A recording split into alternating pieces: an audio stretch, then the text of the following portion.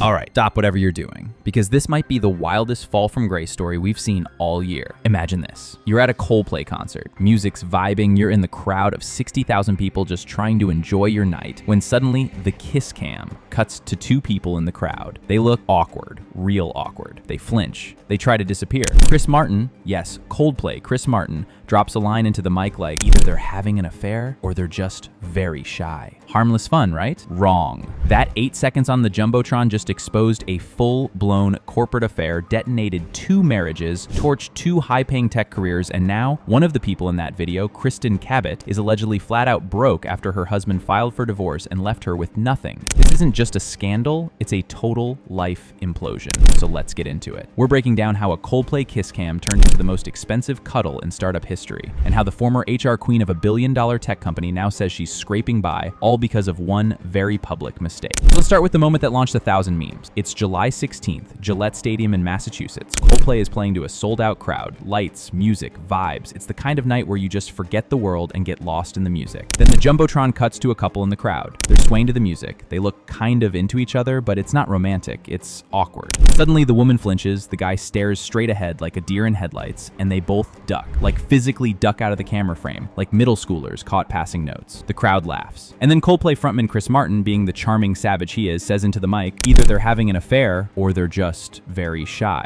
And that was it. Boom. The camera cuts away, but the damage is already done. You already know how the internet works. Give people a frame and they'll build the whole movie. That 8-second clip hit TikTok like a tsunami. Within an hour, it was all over Reddit, Twitter, Instagram, and the detective work began. People zoomed in on faces. They ran facial recognition. They matched outfits, locations, and ticket scans. And sure enough, the couple was identified by name, Andy Byron, the CEO of Astronomer, a high-profile tech startup that just raised $93 million in funding. And the woman, Kristin Cabot, his chief people officer, aka the HR boss. And here's the kicker. They were both married to other people. The awkward ducking suddenly made sense. It wasn't shyness, it was straight-up panic. Now look, office relationships happen. We're all adults here. But this wasn't just some flirty lunchtime banter. This was a high-level power imbalance affair, caught on camera in front of thousands. Kristin was in HR, people. Like, she was the one who sends those awkward "don't date your boss" training videos. Her entire role was to enforce the boundaries she was breaking. It's not just ironic, it's corporate malpractice. And Andy, he was the CEO, the public face of a billion-dollar company, investors, clients, partners, all trusting him to lead with integrity.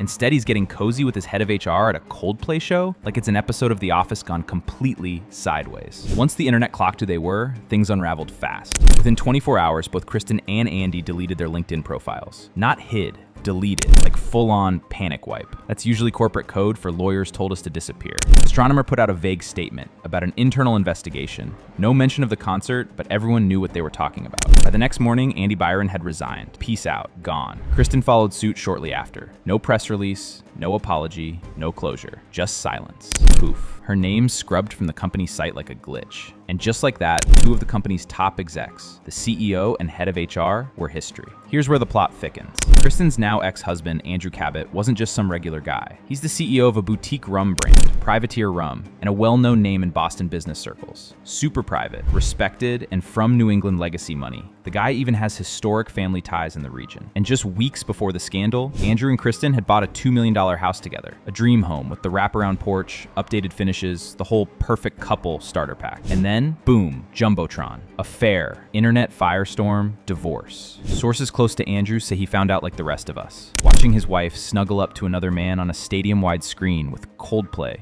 playing in the background. You can't write this stuff. Andrew did not take it lightly. Insiders say he lawyered up within 48 hours and filed for divorce almost immediately. And here's the big twist. Kristin allegedly signed a prenup. That house they just bought, not in her name. That business she helped with, not hers. Their finances were not combined the way she thought. So what does that mean? It means Kristin walked away with next to nothing. No house, no company stake, no golden parachute from Astronomer, no NDA hush money, nothing. Which brings us to the headline. Kristin Cabot is telling people she's broke. Multiple sources have now reported that Kristin has been privately telling friends and colleagues that the divorce cleaned her out. So her husband is the heir to a $15+ billion family fortune. And Aaron Bryan is worth something like, I think it was like maybe $20 to $50 million. So there is a huge income difference, even though both is both is very large, but we're talking low millions to like billions. These are two guys in very different arenas in life. So either Kristin Cabot's husband is the worst husband, worst father that we've ever could imagine, and we just don't know, or she is batshit crazy, because why would you blow up your family like that?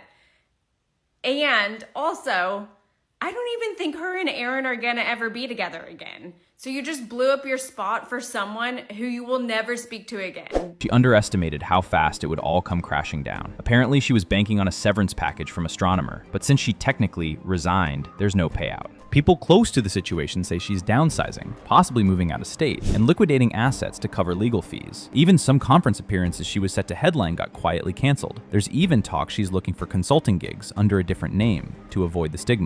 From tech power player to starting over, all in under a month. And just when you think things might quiet down, the internet keeps digging. Reddit threads have turned into full-on dossiers. TikTok creators are reenacting the Kiss Cam moment like it's a courtroom drama. People are doing deep dives on Kristin's past promotions, wondering if the relationship with Andy gave her a leg up. One Redditor called it the most expensive kiss in startup history. Others are comparing it to WeWork or FTX, not because of fraud, but because of the spectacle. It's a full-blown corporate cautionary tale. And the memes? Annoyed, brutal. HR homewrecker, startup side piece, it's relentless. At this point, it's more than just gossip. It's a conversation about power, accountability, and reputation in the age of internet receipts. Kristin was one of the few women at the executive level in a major tech company. That position comes with responsibility. And by mixing business with personal in such a reckless way in public, she didn't just blow up her own life. She might have made it harder for other women in leadership trying to be taken seriously. And Andy, he had everything. Power, funding, press, potential, and he tossed it all for what? A cuddle at Coldplay? This wasn't just cheating. This was corporate self-sabotage in 4K. So now we're here.